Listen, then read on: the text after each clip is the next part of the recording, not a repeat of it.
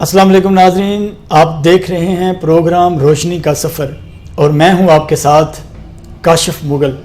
میرے ساتھ اس وقت موجود ہیں رائے بابر علی صاحب، جن کا تعلق شہر موڑ کھنڈا سے ہے۔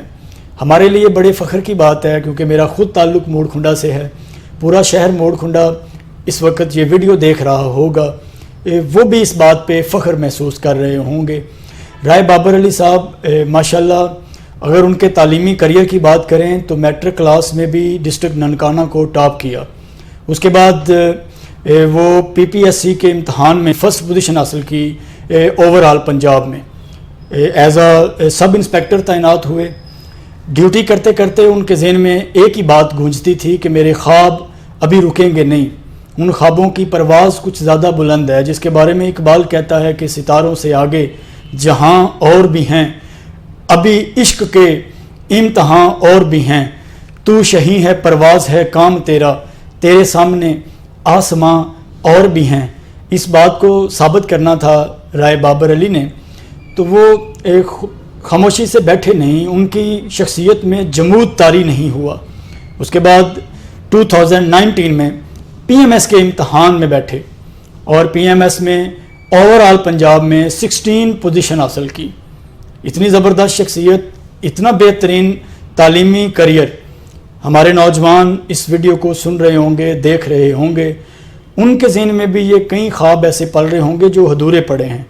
میرے کئی بھائیوں نے میٹرک کلاس میں ٹاپ کرنا ہے، کئیوں نے پی پی ایس سی کا امتحان ٹاپ کرنا ہے، کئیوں نے پی ایم ایس کا امتحان دینا ہے، تو وہ سب سوچ رہے ہوں گے کہ ہم اس امتحان میں کیسے کامیاب ہوں گے۔ یہ آج کی ساری گفتگو رائے بابر علی صاحب سے اس بارے میں ہوگی۔ اس کے ساتھ ساتھ ان کی یہ ساری کامیابی کی کہانی کے بارے میں بھی جانیں گے، کیونکہ انسان جب کامیابی کی منازل طے کر رہا ہوتا ہے تو اس کے پیچھے کوئی نہ کوئی انسپائریشن ہوتی ہے۔ ماشاءاللہ رائے بابر علی صاحب اپنے خوابوں کو سچ کیے ہوئے اس ویڈیو میں ہمارے درمیان موجود ہیں۔ آئیے چلتے ہیں اور بات کرتے ہیں رائے بابر علی صاحب سے۔ السلام علیکم۔ وعلیکم السلام۔ کیا حال ہے؟ الحمدللہ، آپ سنائیں کاشف صاحب کیسے؟ اللہ کا کرم، بڑی دعائیں۔ تھینک یو سو مچ۔ جزاک اللہ۔ سب سے پہلے تو آپ کا بہت شکریہ کہ آپ نے اپنا قیمتی وقت جو ہے وہ میرے نام کیا۔ Thank you. یہ میرے لیے بڑی آنر کی بات ہے کہ آپ نے مجھے یہ اعزاز بخشا اور اتنی تعریفوں کے پول باندھے، تو آئی فیل ویری آنر۔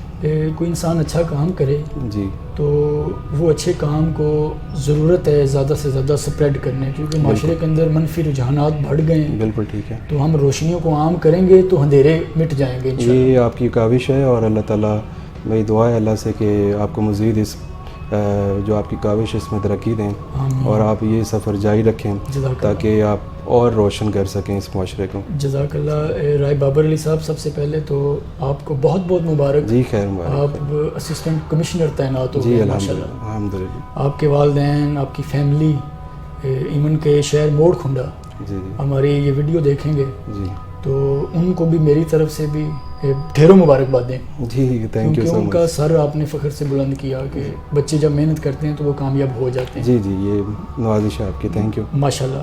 اب ہمارے کئی نوجوان جو اس ویڈیو کو سن رہے ہیں انہوں نے بھی اپنی زندگی کو ڈیولپ کرنا ہے، تو آج ہم کوشش کریں گے کہ آپ کے جو تجربات ہیں، جو آپ نے دھکے کھاتے کھاتے جی اپنے خوابوں کو سچ کیا ہے، جی تو وہ ہمارے ناظرین تک بھی جائیں۔ جی ضرور۔ تو سب سے پہلے ہمیں اپنی تعلیم کے بارے میں بتائیں، کیسے تعلیمی کریئر کا آغاز کیا؟ یہ اسسٹنٹ کمشنر تعینات ہونے سے پہلے کوئی خواب بنایا تھا کہ اسسٹنٹ کمشنر بننا ہے؟ سب انسپیکٹر بھی بنے، پھر آگے جا کے اسسٹنٹ کمشنر ہوئے، تو یہ ساری کہانی کے بارے میں تھوڑا سا ہمیں بتائیں۔ جی بسم اللہ الرحمن الرحیم۔ کاشف صاحب، سب سے پہلے تو آپ کا بہت شکریہ۔ جی جزاک اللہ۔ میرے والد صاحب آرمی میں تھے، تو میں نے اپنے تعلیمی کیریئر کا آغاز اے پی ایس کوئٹہ سے کیا۔ اچھا۔ ان کی ریٹائرمنٹ کے بعد پھر ہم موڑ کھنڈا ننکانہ صاحب میں شفٹ ہوئے اور میٹرک تک میری تعلیم پھر گورنمنٹ ہائر سیکنڈری اسکول موڑ کھنڈا میں رہی۔ اچھا۔ اور جیسا کہ آپ نے مینشن کیا کہ میری وہاں پہ ٹاپ پوزیشن تھی ڈسٹرکٹ ننکانہ میں۔ اس کے بعد پھر میری جو ایف ایس سی اور الیکٹریکل انجینئرنگ ہے وہ گورنمنٹ کالج لاہور سے تھی، اور اس کے بعد پھر میں نے اپنا کمپٹیشن کا آغاز کر دیا۔ اوکے، تو کتنی خوبصورت بات ہے، مثلاً آپ نے انجینئرنگ میں ڈگری لی جی اور بن سب انسپیکٹر گئے، اس میں کیا لاجک تھی؟ کاشف صاحب، اس طرح ہے کہ انجینئرنگ کی ڈگری جب میں کر رہا تھا گورنمنٹ کالج لاہور سے، تو اس وقت پوسٹ گریجویٹ لائبریری تھی گورنمنٹ کالج لاہور کی. اچھا. تو اس میں ہم پڑھنے جاتے تھے, جو کوئی ہماری اسائنمنٹس کوئزز وغیرہ ہوتے تھے ان کو پریپیئر کرنے کے لیے. تو وہاں پہ کافی زیادہ سیچوریٹڈ لوگ بیٹھے ہوتے تھے جو CSS PMS کر رہے ہوتے تھے. تو میں ان کو دیکھتا تھا تو وہ صبح سے لے کے شام تک پڑھ رہے ہوتے تھے. تو وہاں سے کافی انسپریشن ملی, ان سے میں گائیڈنس وغیرہ بھی لیتا رہا. تو وہ ماشاءاللہ آج اپوائنٹ بھی ہیں, کوئی CSS میں ہیں, کوئی PMS میں ہیں. تو ایک تو ادھر سے بڑی انسپریشن ملی. اور right after completing my graduation تو میرا ایم یہی تھا کہ میں نے نکلنا ہے آگے اس فیلڈ کو. جی ہاں جی, ڈگری جیسے ہی کمپلیٹ ہوئی تو پھر میں کمپٹیشن ایگزام کی طرف آ گیا. And during preparation of competitive exam میں نے سب انسپیکٹر کا امتحان دیا اور اس میں نے ٹاپ پوزیشن لی ان لاہور ریجن. اور اس کے بعد پھر میں نے اپنے سفر کو روکا نہیں. یہاں پہ میرا ایم تھا کہ میں کچھ بڑی پوزیشن حاصل کروں.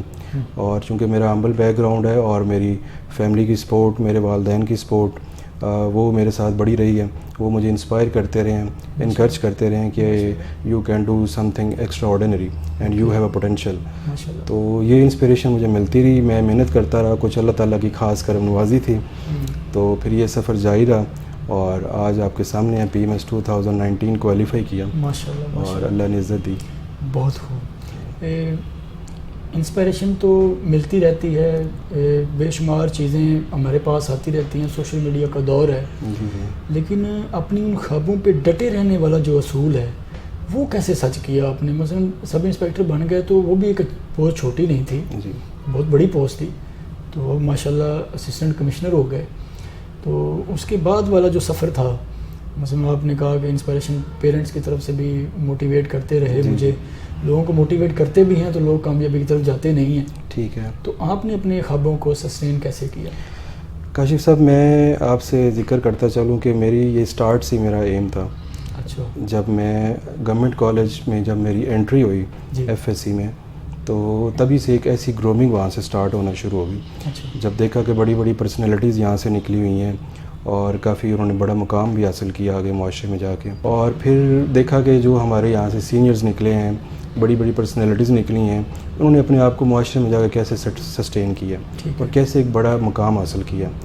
تو ایک گورنمنٹ کالج لاہور کا ہی ادارہ تھا جس نے مجھے مطلب ایک ڈٹرمنیشن دیا اور کنسسٹنسی دی اور ہارڈ ورکنگ. یہ تین چیزیں بڑی امپورٹنٹ ہیں لائف میں کہ آپ کو ہارڈ ورکنگ ہونا چاہیے, کنسسٹنٹ ہونا چاہیے اور کمیٹڈ ہونا چاہیے. کیا بات.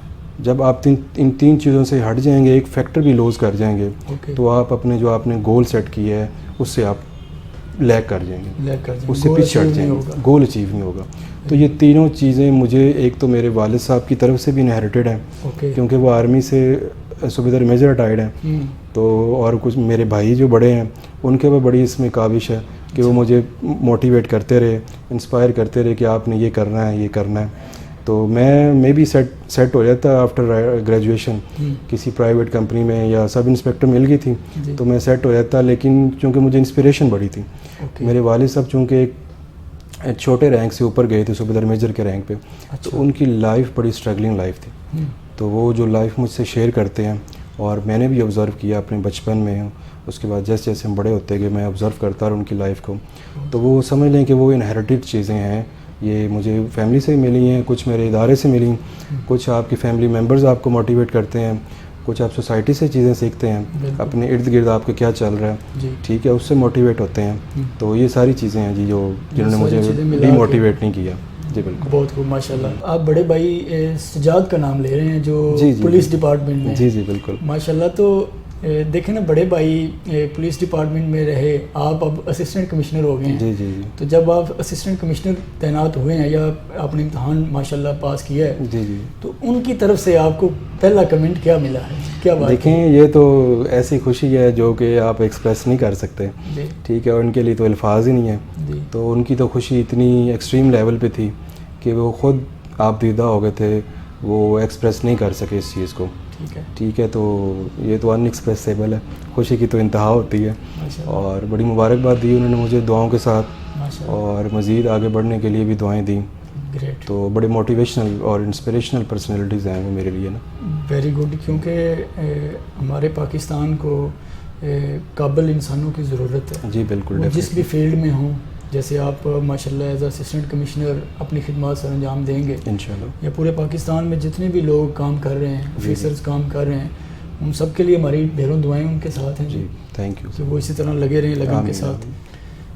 بابر صاحب, ہمارے اور بھی نوجوانوں نے PMS کا امتحان دینا ہے. جی جی, تو ہمیں آپ بتائیں, کیونکہ آپ نے ماشاءاللہ اوور آل پنجاب میں 16 پوزیشن لی PMS کے امتحان میں, تو ان کو بتائیں آپ نے تیاری کیسے کی, کیسے جذبہ بڑھا کے امتحان کیسے پاس کرتے ہیں, کیا مراحل ہوتے ہیں جن سے گزر کے جانا پڑتا ہے تو نوجوان کامیاب ہو جاتا ہے؟ سر یہ PMS کا جو ایگزام ہے یہ پروونشل لیول پہ ہوتا ہے, پروونشل مینجمنٹ سروسز کو کہتے ہیں. اوکے. اور یہ ایک قسم کا ایکویلنٹ ٹو CSS ہی ہے. جی.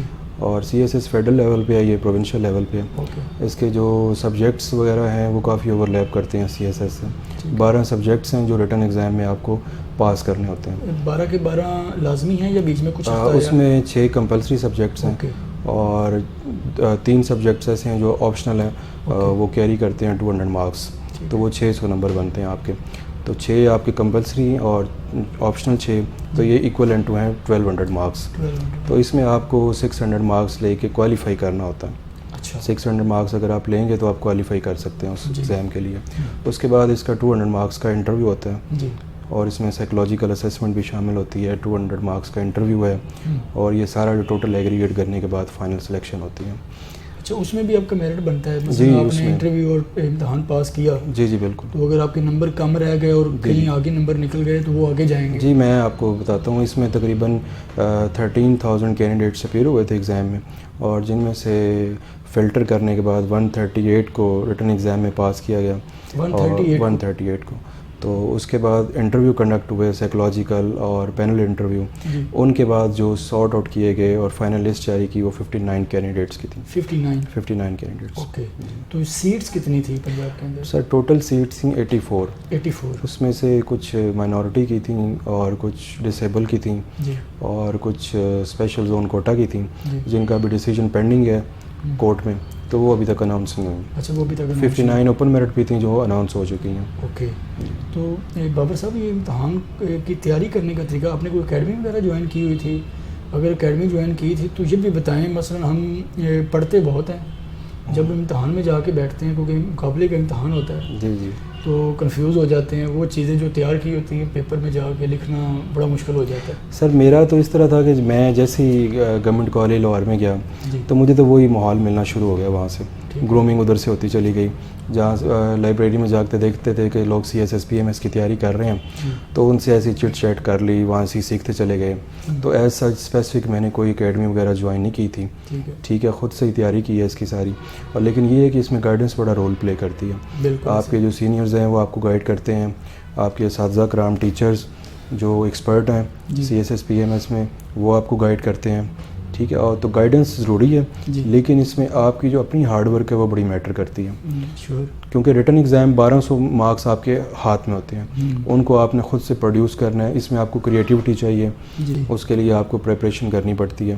ٹھیک ہے, اور اس میں یہ ہوتا ہے کہ آپ کورس کنٹینٹس PPSC نے دیے ہوئے اپنی ویب سائٹ پہ, کورس کنٹینٹس کو نکالیں, وہ اپنے سامنے رکھیں, دیکھیں اس میں کون کون سے جو آپ نے ٹاپکس ہیں وہ کور اپ کرنے ہیں. اور پھر آپ اس طرح کریں کہ پاسٹ پیپرز جو PMS کے ہوئے ہیں ان کو نکال لیں, دونوں چیزوں کو سامنے رکھیں, وہاں پہ پھر ڈیسائیڈ کریں کہ which are the most important topics you have to cover. ٹھیک ہے, ان پہ زیادہ فوکس کریں. تو میری جو اسٹریٹجی سر یہی رہی ہے کہ میں پاسٹ پیپرز اور کورس کنٹینٹس کو پہلے دیکھتا تھا بیفور اسٹارٹ مائی پریپریشن.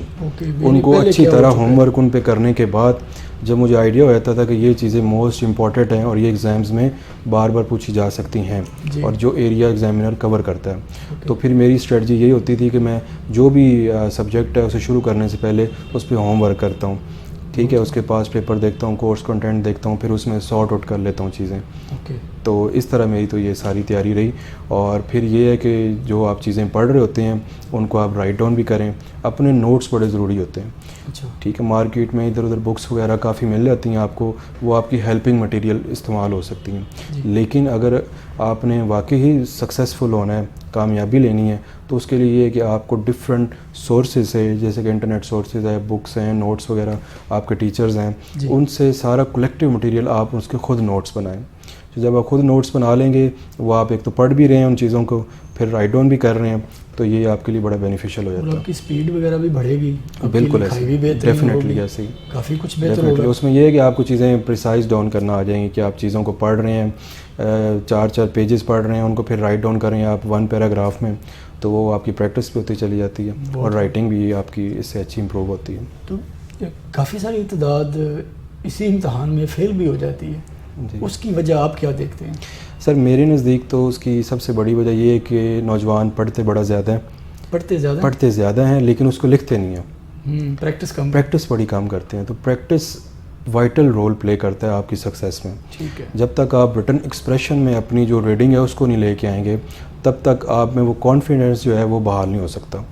تو جب یہ ایگزام چونکہ نروس کا ہوتا ہے، تو جس بندے نے گریجویشن کی ہے 4 سال 5 سال کی، وہ اتنا کمپیٹیٹیو تو ہو جاتا ہے کہ وہ اس ایگزام میں بیٹھ سکتا ہے.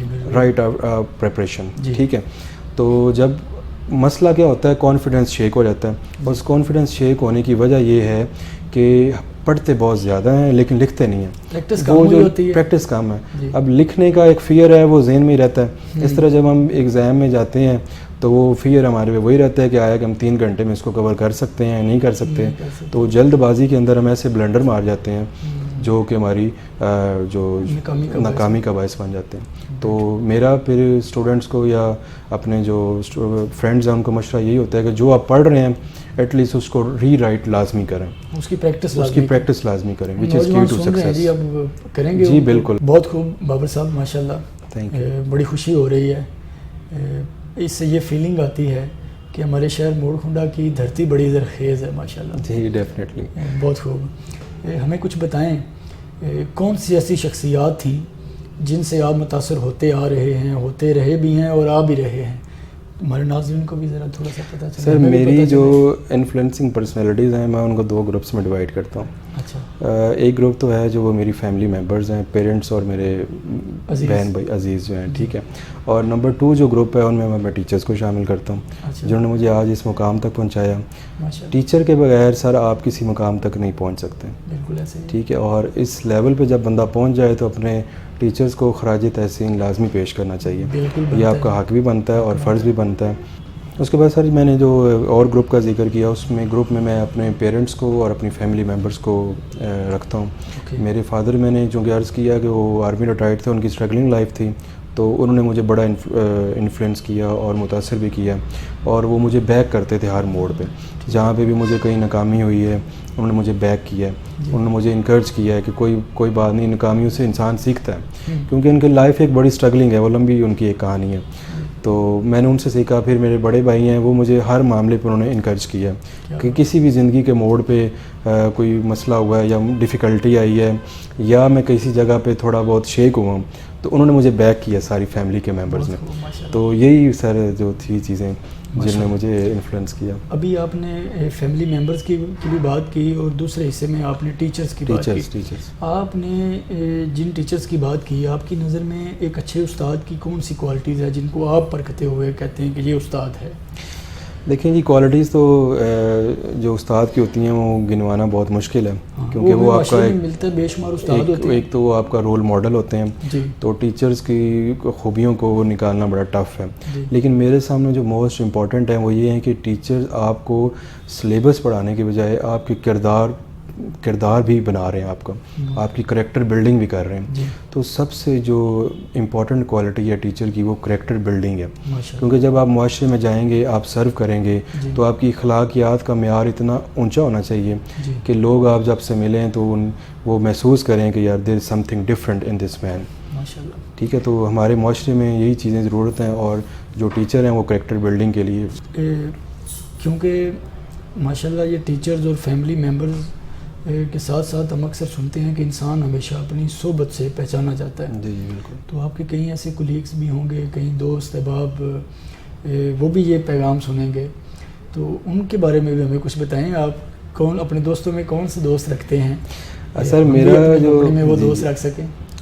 سر میرا جو سوشل سرکل ہے وہ بڑا لمیٹڈ سا ہے. تو میں اپنے سوشل سرکل میں ان کو شامل رکھتا ہوں جو پڑھنے والے لوگ ہیں، اور بڑا یہ لمیٹڈ سا ہے، اتنا وائڈ نہیں ہے. اور اس میں کچھ میرے سینئرز ہیں جو اس وقت بیوروکریٹ ہیں، اور جو کچھ ٹیچرز ہیں جو جن سے میں انسپائر ہوتا رہتا ہوں جن کو دیکھ کے.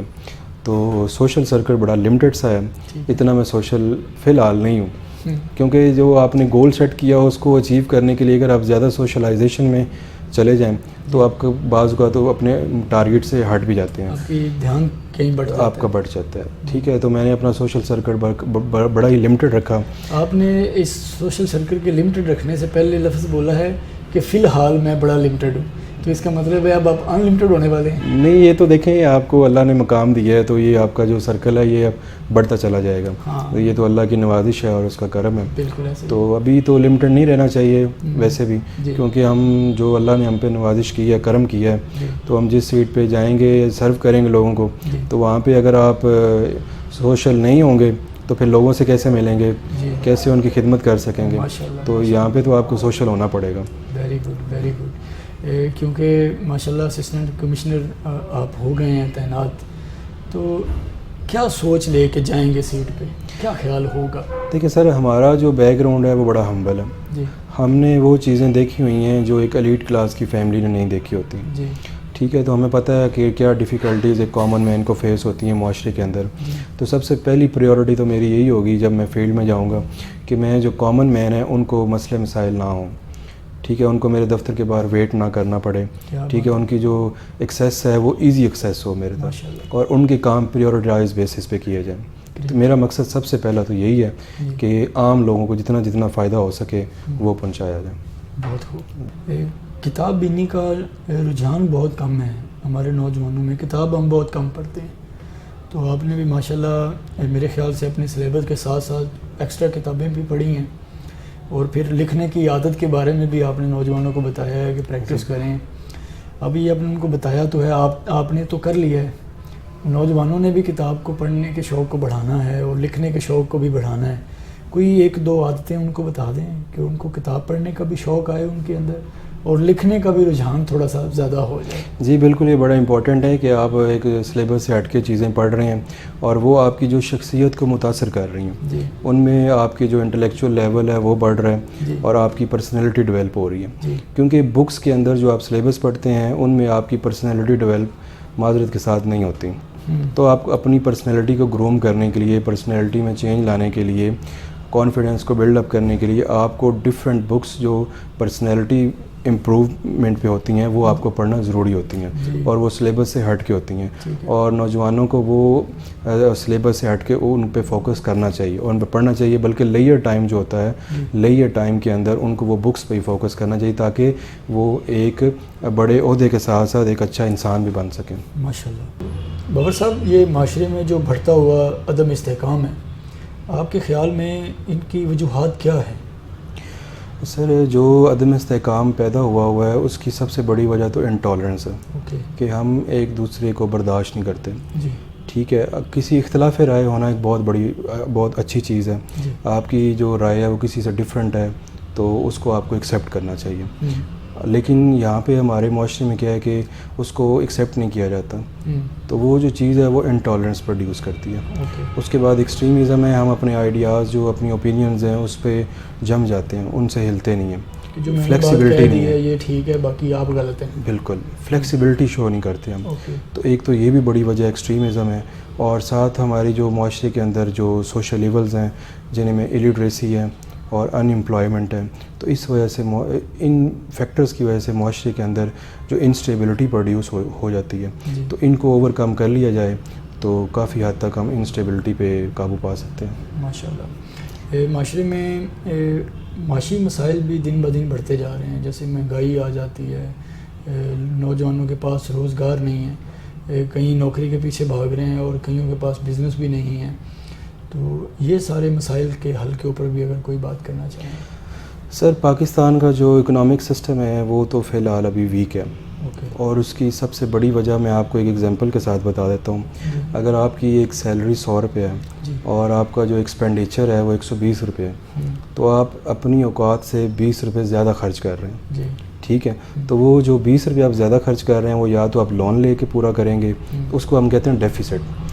تو پاکستان کی اکانومی کا حال بھی یہی ہے کہ پاکستان کے جو ریونیوز جنریٹ ہوتے ہیں وہ کم ہیں اور ایکسپینڈیچرز شہنشاہوں والے ہیں زیادہ ہیں. ٹھیک ہے. تو جب ایکسپینڈیچرز آپ کے ریونیو جنریشن سے زیادہ ہو جائیں وہ ڈیفیسٹ پروڈیوس ہو جاتا ہے, اور اس ڈیفیسٹ کو فل کرنے کے لیے آپ کو انٹرنیشنل مانیٹرنگ جو ایجنسیز ہیں ان سے لون لینا پڑتا ہے, ٹھیک ہے, اسٹیٹ بینک سے لون لینا پڑتا ہے, اور وہی انفلیشن ان سے زیادہ ہو جاتی ہے. تو اس کو قابو پانے کے لیے یہ ہونا چاہیے کہ جو ایکسپینڈیچرز ہیں ان کو کم سے کم کیا جائے, اور جو پاکستان میں ٹیکس کلیکشن ہے وہ بڑی کم ہے. Only 2% people pay taxes which is a very meagre indicator آپ کہہ سکتے ہیں. تو 2% جہاں پہ لوگ ٹیکس دے رہے ہیں اور 98% ان لوگوں کو ٹیکس کو اویل کر رہے ہیں, ٹھیک ہے, تو پھر اکنامک کرائسس تو جنریٹ ہوگا. تو ٹیکس نیٹ جو ہے اس کو بڑھانے کی ضرورت ہے. جتنے جو لوگ ٹیکس کلچر پروڈیوس کرنے کا بھی ہمارے میں رجحان ہونا چاہیے. لوگ اپنی ول سے ٹیکس دیں, نہ کہ حکومت کی زبردستی ان پہ ہو اور حکومت ان کو فورس کر کے ٹیکس لے ان سے. تو یہ لوگوں کو خود سے ٹیکس ہونا چاہیے. جتنی بھی ڈیولپ کنٹریز ہیں وہاں پہ لوگوں پہ ٹیکس لگتے ہیں وہ اپنی ول سے ٹیکس دیتے ہیں, اسی لیے وہ آج ڈیولپ کنٹریز ہیں. جی, وہ اپنے ملک سے محبت کا اظہار کرتے ہیں, ان کو پتہ ہے ہم نے اپنے ملک کو خود سنوارنا ہے. بالکل ٹھیک. تو ہمارا ملک بھی بہت آگے جا سکتا ہے جب ہر پاکستانی اپنی ذمہ داری کا احساس کرے گا کہ یہ میری ذمہ داری ہے, میں نے اس کو پورا کرنا ہے. جی بالکل. ڈاکٹر صاحب, جب انسان کامیابی کی منازل طے کر رہا ہوتا ہے, کوئی بڑے خواب بنا رہا ہوتا ہے, تو بے شمار رکاوٹیں بھی اس کی راہ میں حائل ہو رہی ہوتی ہیں. ان رکاوٹوں کے ساتھ کیسے نمٹتے رہے ہیں؟ سر یہ بڑی اچھی بات آپ نے پوچھی ہے کہ کوئی بھی آپ زندگی کے اندر آپ کو کچھ بھی مقام حاصل کرنا ہے یا کچھ آپ نے ٹارگٹ سیٹ کیا ہے اس کو آپ نے اچیو کرنا ہے, تو وہ ایک سمپلسٹ وے میں آپ نہیں کر سکتے. اس میں آپ کو مشکل راستہ ہی چوز کرنا پڑتا ہے. جب آپ نے ٹارگٹ ہائی سیٹ کیا ہے تو آپ راستہ بھی مشکل ہے. اب اس مشکل راستے کے اندر رکاوٹیں بھی آتی ہیں. ان رکاوٹوں کو اوور کم کرنے کے لیے آپ کے اندر ڈٹرمنیشن, کمٹمنٹ اور پیشن ہونا چاہیے. جب یہ تین چیزیں آپ کے اندر ہوں گی اور کنسسٹنٹ رہنا چاہیے. ایک رکاوٹ کو آپ عبور کریں گے, آگے آپ کا ایک اور انتظار کر رہی ہے, اس کو آپ عبور کریں گے, تو اس طرح یہ چلتی چلی جاتی ہیں جب تک آپ وہ اس ٹارگٹ کو اچیو نہیں کر لیتے. تو ان کو اچیو کرنے کے لیے آپ کو کنسسٹنٹ ہونا پڑتا ہے. کنسسٹنسی ایک ایسی چیز ہے جتنی بھی رکاوٹیں آپ کی لائف کے اندر آئیں آپ ان کو ایزیلی اوور کم کر سکتے ہیں. بہت خوب, بہت خوب. اکثر سننے میں آتا ہے کہ انسان کو سب سے زیادہ ملنے والی رکاوٹوں میں ان کے اپنے عزیزوں کا ہاتھ ہوتا ہے. تو آپ کی لائف میں بھی کوئی ایسا رجحان رہا ہے؟ نہیں, ایسا تو نہیں ہے, لیکن کرٹیسزم تو آپ کو ملتا ہی ہے. ٹھیک ہے, آپ کرٹیسزم کو ایز اے پازیٹیو نوٹ لیں اور اس سے بجائے اس سے ڈس اپوائنٹ ہونے کے اس سے آپ سیکھیں کہ آپ کو کرٹیسزم ہو رہا ہے, آپ اس سے مزید انکریج ہوں. وہ آپ کہہ لیں کہ وہ آپ کو انرجی ڈرنکس ملتی ہیں آپ کی جو کرٹیسزم ہے. تو مجھے اپنی فیملی سے تو کبھی اس طرح کا کچھ سلسلہ نہیں رہا, لیکن سوسائٹی میں یہ ایک رجحان ہے کہ آپ کو کرٹیسزم کا سامنا کرنا پڑتا ہے. تو جو کرٹیسزم میں نے آج تک فیس کیا ہے میں نے اس کو ایز اے انکریجنگ انڈیکیٹر لیا. میں اس سے انکریج ہوتا تھا اور مزید آگے بڑھنے کی جو میرے اندر انرجی تھی وہ زیادہ ہو جاتی تھی. ماشاء اللہ. یہ ہمارا ملک پاکستان اسلامک معاشرے پہ اس کی بنیادیں ہیں, لیکن یہاں پہ مغربی کلچر جو ہے وہ سرایت کرتا جا رہا ہے. اس مغربی کلچر کو روکنے کے لیے کوئی 2-4 اقدام جو ہم نے کرنے ہیں, کیونکہ آپ دیکھتے ہیں کہ ہمارے معاشرے میں جتنے بھی پروگرامز یہاں پہ ہوتے ہیں, چاہے وہ شادی کا فنکشن ہو یا فیملی میں کوئی فنکشن ہو, تو وہاں پہ مغربی رسمیں ہمیں نظر آتی ہیں. ہمارا اسلامک ویلیوز پہ کوئی سمجھوتا نہیں نظر آ رہا ہوتا. تو اس کے بارے میں آپ کے کیا خیالات ہیں؟ سر بالکل ویسٹرن کلچر تو اڈاپٹ نہیں کرنا چاہیے جو کہ اگینسٹ ہے ہمارے جو اسلامی کلچر ہے. لیکن ان کی کچھ چیزیں ہم سے زیادہ اچھی بھی ہیں. وہ ایتھکس میں ہم نے سب سے آگے ہیں. اکنامک سسٹم ان کے ہم سے زیادہ اچھے ہیں. انہوں نے بے روزگاری بھی قابو پایا ہوا ہے, ان کے پاس ان امپلائمنٹ نہیں ہے. تو یہ چیزیں ہمیں ان سے سیکھنی چاہیے.